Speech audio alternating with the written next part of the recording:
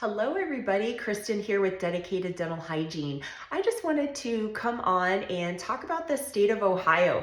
So it looks like we might have some exciting news. Now being implemented into their State Practice Act in the year of 2026, we might see that they allow for the dental hygienists to begin using a laser in their therapy of dental patients. So we'll know more information after their board meeting in July of 2026, but I do have the rough draft language that has been put together so far. Now, of course, this is not something that is regulated at this moment. This is not currently what the State Practice Act says, so please do not go and try to get certified and start using a laser.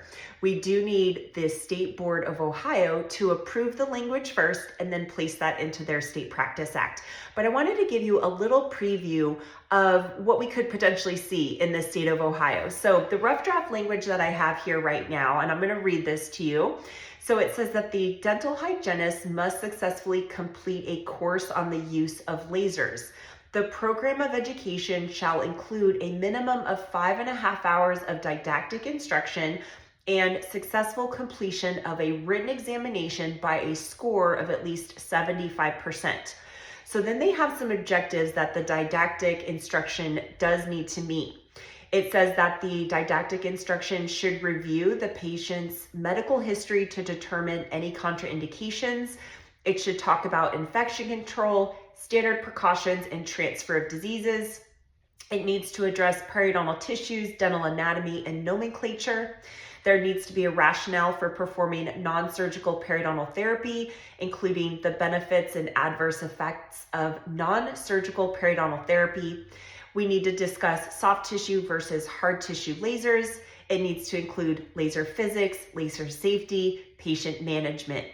It also should include the proper technique for approved non-surgical periodontal therapy procedures, including laser bacterial reduction, laser-assisted periotherapy, photobiomodulation, and the treatment of herpetic lesions and aphthous ulcers.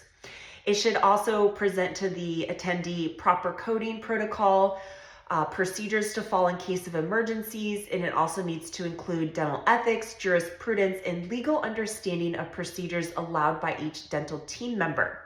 Following the successful completion of didactic instruction and examination, clinical competencies will be assessed by demonstrating proficiency in approved procedures in a 2.5 hours of clinical hands-on training, and the participant needs a score of at least 75% or above on the clinical competency exam.